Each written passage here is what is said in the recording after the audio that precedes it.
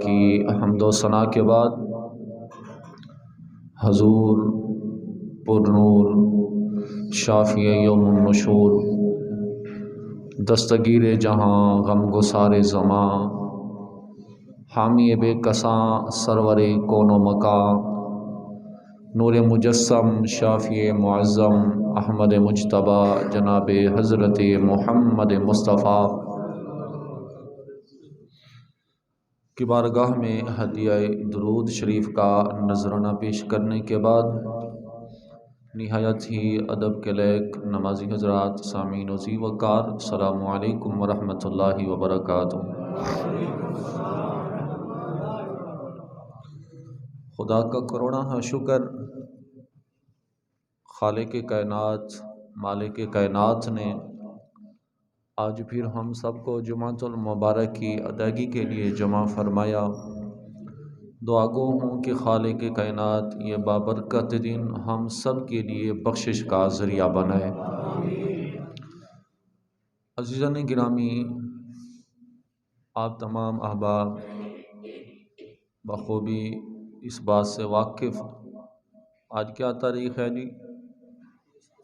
30 دسمبر، اور اسلامی مہینوں کے اعتبار سے تاریخ کیا ہے؟ آپ کو یاد ہے ماشاءاللہ، 30 دسمبر ہے، اور کل 31 دسمبر، کل رات یعنی ہفتہ ہے نا، کل 12 بجے کے بعد تاریخ بدل جائے گی، ایسا ہی ہے نا، تاریخ بدل جائے گی اور سن بھی بدل جائے گا۔ کون سا سن ختم ہوگا اور کون سا، میرا ساتھ دینا میں بھول جاتا ہوں، 23 آ جائے گا، یعنی سن 2022 ختم ہو جائے گا اور سن 2023 کا آغاز ہو جائے گا۔ اور ہمارے اس معاشرے کے اندر بدقسمتی سے، میں خوش قسمتی والی بات نہیں کہوں گا، بدقسمتی سے اس سال کا استقبال کچھ اس انداز سے کریں گے، ایک دوسرے کو مبارکباد دیں گے، ایک دوسرے کو مبارکباد دیں گے، اور آتش بازی ہوگی، گھروں کی چھتوں پر چڑھ کر فائرنگ کی جائے گی۔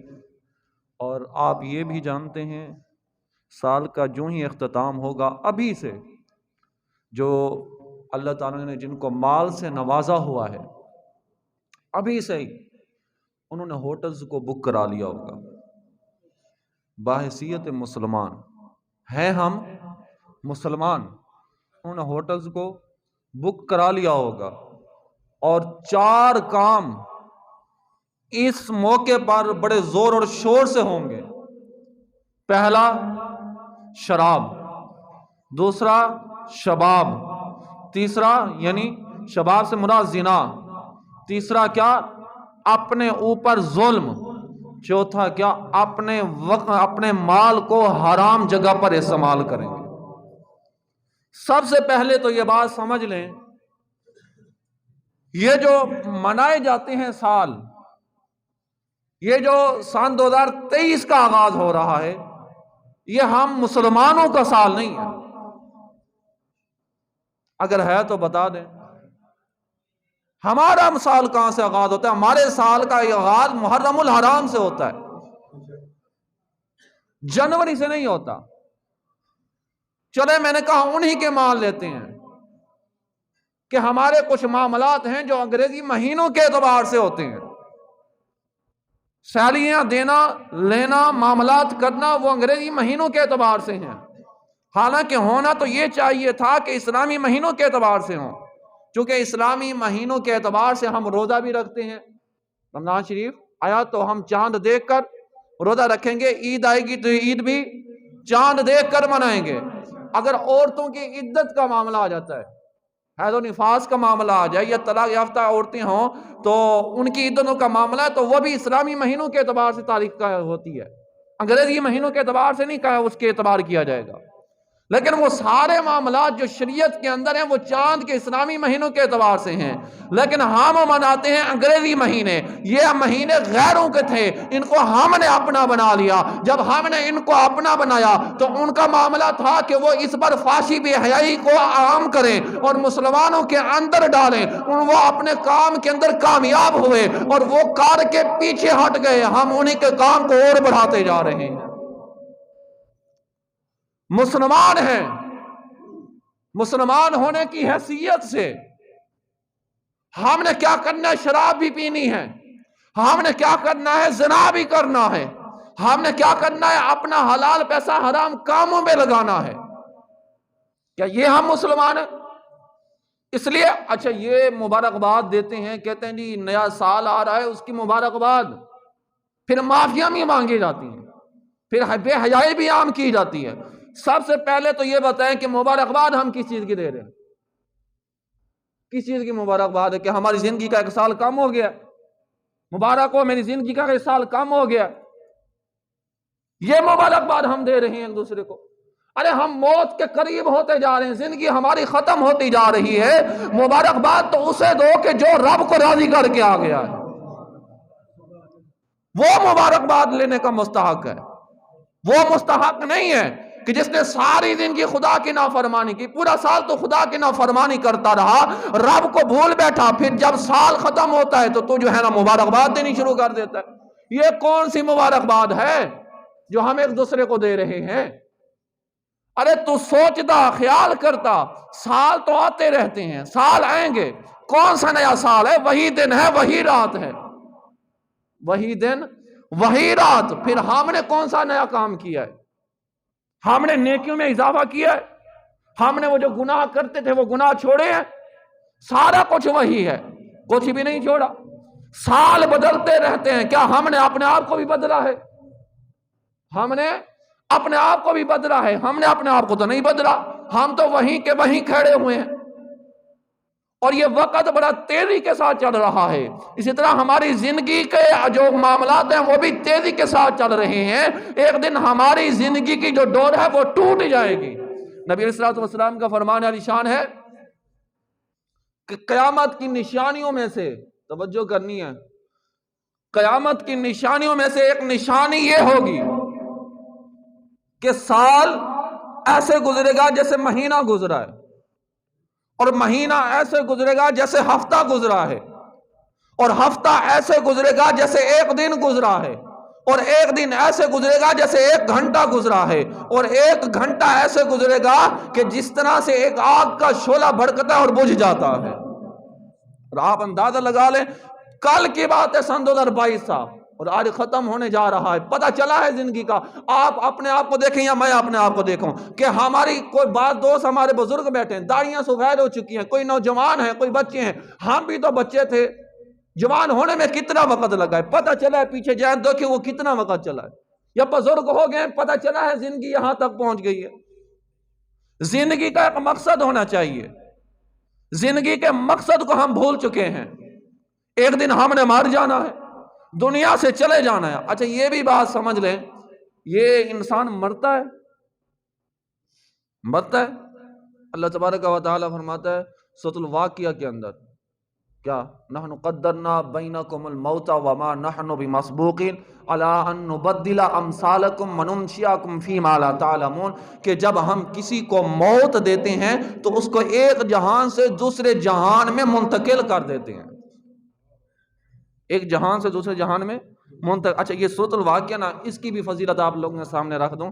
سورۃ الواقعہ کے متعلق فرمایا نبی علیہ الصلوۃ والسلام نے کہ جو بندہ کاروبار کو لے کر پریشان حال ہو، جو کاروبار کے حوالے سے پریشان ہے، ذرا دل کے کانوں سے سنیے گا، جو کاروباروں کے حوالوں سے پریشان ہیں، ان کے کاروبار کے معاملات ٹھیک نہیں ہیں، پریشان رہتے ہیں کہ کبھی کیا اونچ نیچ ہوتی رہتی ہے، نبی علیہ الصلوۃ والسلام نے فرمایا کہ جو رات کو سونے سے پہلے سورۃ الواقعہ پڑھ کے سوئے گا، اللہ تبارک و تعالیٰ اس کے رزق میں ایسی برکتیں عطا فرمائے گا کہ اس کو کسی اور چوکھٹ پہ جانے کی ضرورت ہی نہیں پڑے گی۔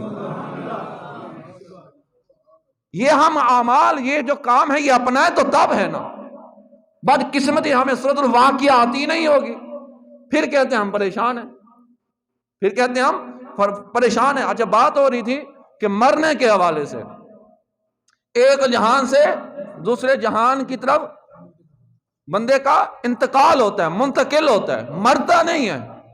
مرے گا کب؟ اور 2 مرتبہ ہمارا یہ انتقال ہو چکا ہے، 2 مرتبہ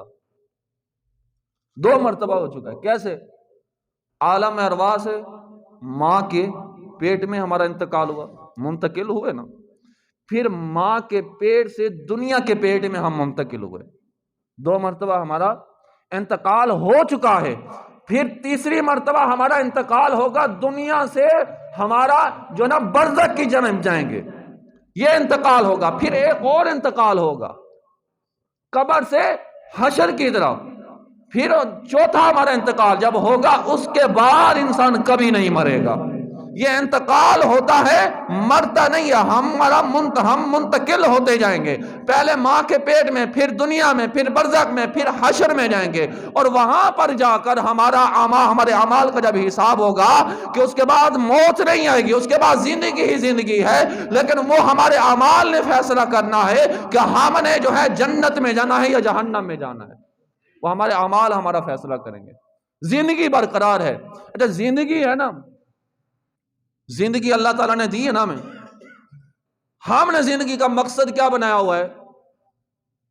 ہماری زندگی کا مقصد یہ ہے مال کمانا، سٹیٹس بڑا کرنا، ہمارا نام ہو، ہم مشہور ہوں، ہمیں پتہ ہو، دور سے ہم چل رہے ہوں، لوگ ہمیں دیکھیں گے فلاں بڑا آدمی آ رہا ہے۔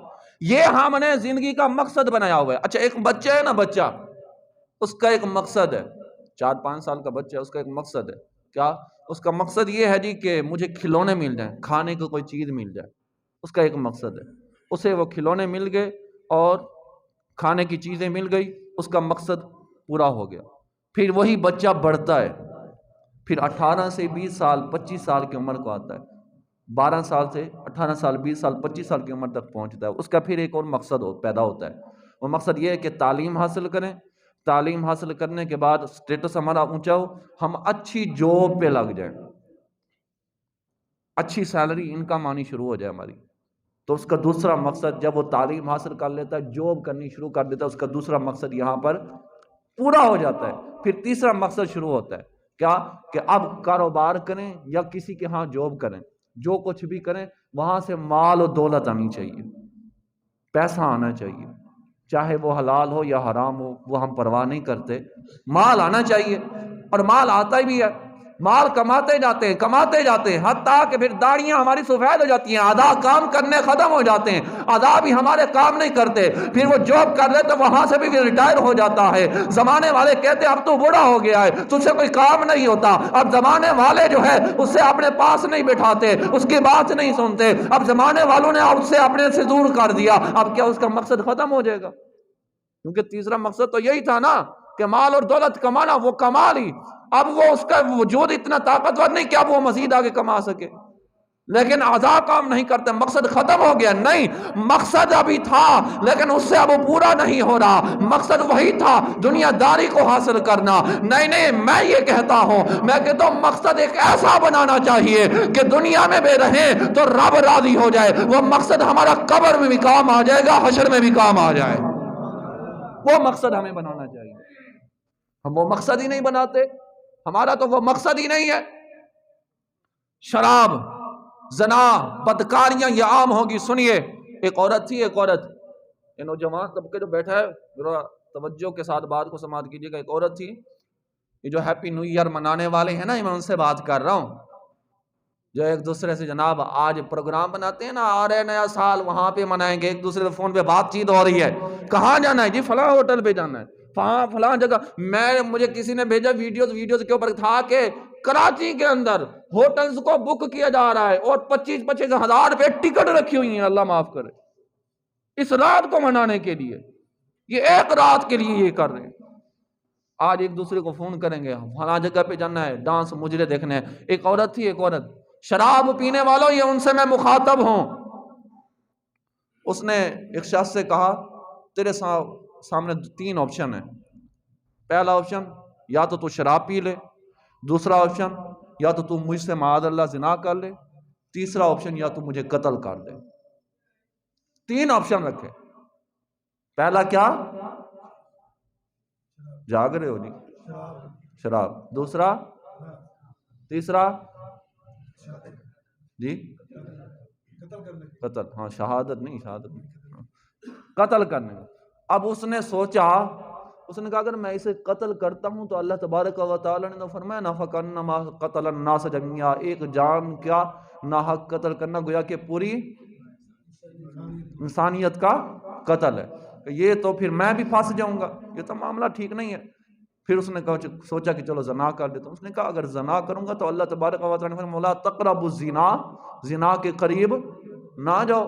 اس نے کہا پھر ایسا کرتا ہوں شراب پی لیتا ہوں، شراب تو مجھ تک ہی رہے گی نا، کوئی اور تو اس میں ملوث نہیں ہوگا، چلو میں ہی ہوں جو کچھ ہوں میں. دیکھیں میں بتا رہا ہوں کہ شراب کتنی بڑی بیماری ہے اور کتنا بڑا گناہ ہے. فرمایا کہ یہ جو شراب ہے، شراب یہ گناہوں کی ماں ہے، گناہوں کی جڑ ہے. تو اس نے شراب پی لی. اب جب شراب بھی نشے میں آیا، اس نے زنا بھی کر لیا اور اسے قتل بھی کر دیا. جب شراب بھی زنا بھی کر دیا اور اسے قتل بھی کر دیا اس نے. شراب پینے کے بعد انسان کو کوئی ہوش نہیں رہتا. کئی ایسے مسئلے آتے ہیں جی، شراب کے نشے میں تھا تو اس نے اپنی بیوی کو طلاق دے دیا. میں کہتا ہوں باقی سب کچھ بھول جاتے، طلاق اسے یاد رہتی ہے، طلاق اس نے دے دیا، باقی سب کچھ یاد تھا. کئی مرتبہ سنا کہ شراب پی ہوئی تھی اس نے باپ کو مار دیا ہے، شراب پی ہوئی تھی ماں کو مار دیا ہے، شراب پی ہوئی تھی بہنوں کو مارا ہے، تشدد کیا ہے شراب کی حالت میں. شراب برائیوں کی جڑ ہے، خدا را اس سے بچو. نبی علیہ الصلوۃ والسلام کا فرمان علی شان ہے کہ جو بندہ شراب پیتا ہے، شراب پینے والے کو مرتے وقت کلمہ نصیب نہیں ہوگا، مرتے وقت کلمہ نصیب نہیں ہوگا. 10 قسم کے شرابی ہیں جن پر اللہ تبارک و تعالی نے لعنت فرمائی ہے. پہلا شرابی کون سا؟ جو شراب بنانے والا ہے، جو بنوانے والا ہے، جو بیچنے والا ہے، جو خریدنے والا ہے، جو دوسرے کو پلانے والا ہے، جو ان میں ڈیل کروانے والا ہے، جو معاملات طے کرواتے ہیں حتیٰ کہ آگے بھیجتے ہیں، جو اس سے آگے بھیجتے ہیں. یہ 10 قسم کے لوگ ہیں جن پر اللہ تبارک و تعالی نے لعنت فرمائی ہے، لعنت فرمائی ہے. نبی علیہ الصلوۃ والسلام کا فرمان ہے 5 چیزوں کو 5 چیزوں سے پہلے غنیمت جانو. 5 چیزوں کو 5 چیزوں سے پہلے غنیمت جانو. فرمایا جوانی کو بڑھاپے سے پہلے غنیمت جانو. جو مزہ عبادت کا جوانی میں ہے وہ مزہ بڑھاپے میں نہیں ہے. جو ثواب آپ عبادت کر کے جوانی میں پا سکتے ہیں وہ ثواب جو ہے آپ بڑھاپے میں نہیں پا سکتے. نبی علیہ الصلوۃ والسلام کا فرمان ہے کہ جو بندہ جوانی میں توبہ کرتا ہے، جوانی میں اس نے توبہ کی، رب کی طرف رجوع کیا، استغفار کی، گناہ جو تھے ان پر ندامت اسے ہوئی اور پھر دوبارہ پلٹ کر ان گناہوں کی جانب وہ نہ گیا. اور میں جب حشر کا میدان ہوگا نا تو اس وقت ہر کسی کو اپنی بڑی ہوگی، نفسا نفسی کا عالم ہوگا. نہ باپ بیٹے کو پہچانے گا، نہ بیٹا باپ کو، نہ ماں بیٹی کو، نہ بیٹی ماں کو، کوئی کسی کو نہیں پہچانے گا. اور میں جو جوانی کے اندر توبہ کرنے والا ہے وہ کل قیامت کے روز حشر کے میدان میں رب کی رحمت کے سائے کے نیچے آ جائے گا. یہ اعزاز کسے حاصل ہوگا؟ جوانی میں توبہ کرنے والے کو. نوجوانوں آج رب کی طرف آ جاؤ، آج رب کی رحمتیں ٹھاٹھے مار رہی ہیں، آوازیں دے رہی ہے. آ جاؤ میری طرف، آ جاؤ مجھ سے بخشش طلب کرو، میں تمہیں معاف کر دوں. اگر آج نہ آئے تو پھر کل وقت نہیں ملے گا. دوسرا فرمایا کہ امیری کو فقر سے پہلے غنیمت جانو. اگر اللہ نے مال دیا ہے، مال اس لیے نہیں دیا کہ تم اس مال کو حرام جگہوں پر استعمال کرو، اس مال کو شراب پر لگاؤ، اس مال کو مجرے دیکھنے پر، سینماؤں کو آباد کرنے میں لگاؤ. نانا کل جتنا بھی تجھے مال دیا ہے، کل قیامت کے روز رب ذوالجلال تجھ سے مجھ سے سوال کرے گا کہ یہ جو تجھے میں نے مال دیا تھا، بتا تو نے اس مال کو کہاں خرچ کیا تھا. یہی جواب ہوگا ہمارے پاس کہ ہم نے جو ہے وہ مجرے کرانے پر لٹایا تھا اپنا مال، دولت، شراب خانوں پر لٹائی تھی اپنی دولت، اور بے حیائی کے کاموں میں ہم نے لٹائی تھی. یہی جواب ہوگا. یہی مال ہے، مال کے ذریعے تو جنت میں بھی جا سکتا ہے، یہی مال ہے، مال کے ذریعے تو جہنم میں بھی جا سکتا ہے. تیسرا فرمایا کہ اپنی صحت کو بیماری سے پہلے غنیمت جانو۔ آپ دیکھ لیں آج بھی چلے جائیں ہسپتالوں کے اندر، ہسپتال بھرے پڑے ہیں اور وہاں پر لوگ جو ہے چیخو پکار کر رہے ہیں اور فریادیں کر رہے ہیں، اللہ اس بیماری سے ہمیں نجات عطا فرما دے۔ تو خدا کا شکر ادا کر، خدا نے تجھے ہر بیماری سے محفوظ رکھا ہے۔ کیوں نہیں ہم شکر ادا کرتے؟ آج ہماری گردنوں میں سریے آ گئے، آج ہم کہتے ہیں ہماری جوانی ہے، ہم بڑے طاقتور ہیں۔ نانا تو ہے کیا؟ ہم کیا ہیں؟ ہم کچھ بھی نہیں ہیں۔ اور لاٹھی، اللہ کی لاٹھی بڑی بے آواز ہے جو وہاں سے بجتی ہے جہاں سے پتہ ہی نہیں چلتا، ایک جھٹکے کے اندر تو بستر پر آ جائے گا۔ اور رب نے صحت دی ہے تو اس صحت پر خدا کا شکر ادا کرو، خدا کا شکر ادا کرو۔ اللہ تو نے ہمیں ہر بیماری سے محفوظ رکھا۔ ان سے پوچھو جو بیمار ہیں، ان سے پوچھو جن کی آنکھیں نہیں ہیں، ان سے پوچھو جن کے بازو نہیں ہیں، ان سے پوچھو جن کی ٹانگیں نہیں ہیں۔ تمہیں تو اللہ تعالیٰ نے سالم الاعضاء بنایا ہے، اس نعمت کا بھی ہم خدا کا شکر ادا نہیں کر سکتے اگر کرنا چاہیں تو۔ فرمایا زندگی کو موت سے پہلے غنیمت جانو، زندگی کو موت سے پہلے غنیمت جانو۔ اللہ نے زندگی دی ہے تو بے مقصد نہیں دی، اس کے لیے بھی ایک مقصد ہے۔ کوئی بھی چیز اللہ نے بنائی ہے تو اس کے پیچھے کوئی نہ کوئی مقصد ہے، بغیر مقصد کے کوئی چیز اللہ نے نہیں بنائی۔ زندگی کو غنیمت جانو، یہ نہ ہو کہ آج اللہ نے ہمیں زندگی دی ہے، چلو آج وقت نہیں، آج وقت ہے تو ٹھیک ہے آج عیاشی میں گزارتے ہیں، بوڑھے ہوں گے تو جو ہے ہم نمازیں پڑھ لیں گے، بوڑھے ہوں گے تو توبہ استغفار کریں گے۔ ارے تو نے بڑھاپا دیکھا ہے تو اس بات کی گارنٹی دیتا ہے کہ میں بڑھاپے تک زندہ رہوں گا؟ اگر تو یہ گارنٹی دے دے پھر میں کہ مان جاتا ہوں۔ ارے جوانوں کے بھی جنازے اٹھے ہیں، بچوں کے بھی جنازے اٹھے ہیں، بڑھاپے تک کئی پہنچتا ہے، سارے بڑھاپے تک نہیں پہنچتے۔ اس لیے جب بھی زندگی کی سانس، زندگی میں سانس لو تو تب بھی توبہ استغفار سے لو۔ اور اس سال پر، نئے سال پر جو زنا کرتے ہیں، سنیں زنا کی سزا کیا ہے۔ ایک نبی علیہ الصلوۃ والسلام کی بارگاہ میں ایک شخص ہوتا ہے، آकर عرض کرتے طہرنی یا رسول اللہ صلی اللہ علیہ وسلم، عرض کی یا رسول اللہ مجھے پاک کر دیجئے۔ میں نے مصطفیٰ نے فرمایا جاؤ جا کر رب سے توبہ کرو، استغفار کرو، رب بڑا کریم ہے، معاف فرما دے گا۔ پھر پلٹ کر آتا ہے کہتے طہرنی یا رسول اللہ، رسول اللہ مجھے پاک کر دیجئے۔ میں نے مصطفیٰ نے فرمایا جاؤ رب سے معافی مانگو، رب معاف فرما دے گا۔ تیسری مرتبہ پھر آ جاتا ہے طہرنی یا رسول اللہ، یا رسول اللہ مجھے پاک کر دیجئے۔ میرے مصطفیٰ نے فرمایا قال فیما طہرک، تجھے کس چیز سے پاک کر دوں؟ تجھے کہا جا کر جو ہے توبہ استغفار کر، رب معاف فرما دے گا۔ قال فیما الزنا، کہا یا رسول اللہ صلی اللہ علیہ وسلم مجھ سے زنا ہو گیا، میں ہوں شادی شدہ ہوں اور مجھ سے زنا ہو گیا، اور مجھے پتہ ہے شادی شدہ کی زنا کی سزا کیا ہے۔ شادی شدہ جو زنا کرتے ہیں اس کی سزا کیا، اسے سنسار کر دیا۔ اور مجھے یہ بھی پتا ہے کہ اس زنا کی سزا کیا ہے، لیکن جاننے کے باوجود بھی میں اپنی سزا کو مختص خود اس لیے کر رہا ہوں کہ کہیں آخرت میں اگر میں چلا گیا، اسی حالت میں چلا گیا، آخرت کے مقابلے میں دنیا کی سزا تو برداشت کر سکتا ہوں، آخرت کی سزا برداشت نہیں ہوتی مجھ سے۔ نبی علیہ الصلوۃ والسلام جبرائیل سے پوچھتے ہیں جبرائیل جہنم کے عذابوں کا تذکرہ فرمائے، جہنم کے عذاب کیا ہیں؟ جبرائیل امین علیہ الصلوۃ والسلام نے عرض کی یا رسول اللہ صلی اللہ علیہ وسلم جہنم کے عذابوں میں سے سب سے جو چھوٹا عذاب ہے، فرمایا کہ آگ کے جوتے ہوں گے اور اس گنہگار کے پاؤں میں ڈالے جائیں گے، اور اس کی تپش ہیبت اتنی ہوگی کہ اس کا دماغ پگھلے گا اور کانوں کے ذریعے سے اور ناک کے ذریعے سے پہ نکلنا باہر شروع ہو جائے گا۔ یہ سب سے ہلکا عذاب ہے، بڑے عذاب کا انجام کیا ہوگا؟ سب سے ہلکا عذاب ہے۔ یا رسول اللہ مجھے پاک کر دیجئے۔ میرے مصطفیٰ نے فرمایا کہ چیک کرو کہیں اس نے نشہ تو نہیں کیا ہوا۔ چیک کیا گیا، نہیں کیا ہوا۔ میں دیکھو اس کا ذہنی توازن ٹھیک ہے، چیک کیا، یا رسول اللہ ٹھیک ہے۔ اب میرے مصطفیٰ نے فرمایا کیونکہ اب گواہوں کی ضرورت نہیں، اس نے خود اقرار کر لیا، تو میں اسے جو ہے نا سنسار کر دیا کوڑے مار کے۔ اب اسے سنسار کیا جا رہا ہے۔ میرے مصطفیٰ جو ہے دیکھ رہے ہیں مناظر، جب اس کو کوڑے مارے جا رہے تھے میرے مصطفیٰ مسجد نبوی کے سامنے کبھی بیٹھتے ہیں کبھی کھڑے ہو جاتے ہیں، کبھی بیٹھتے ہیں کبھی کھڑے ہو جاتے ہیں۔ کسی نے دیکھا اور دیکھ کر کہا یا رسول اللہ آپ نے خود ہی تو کہا تھا اسے سنسار کر دیا جائے، اب میں دیکھتا ہوں آپ کی آنکھوں میں آنسو بھی ہیں اور جس پر لرزہ بھی ہے۔ میرے مصطفیٰ روتے ہوئے کہتے ہیں وہ میرا عدل تھا، یہ میری محبت ہے،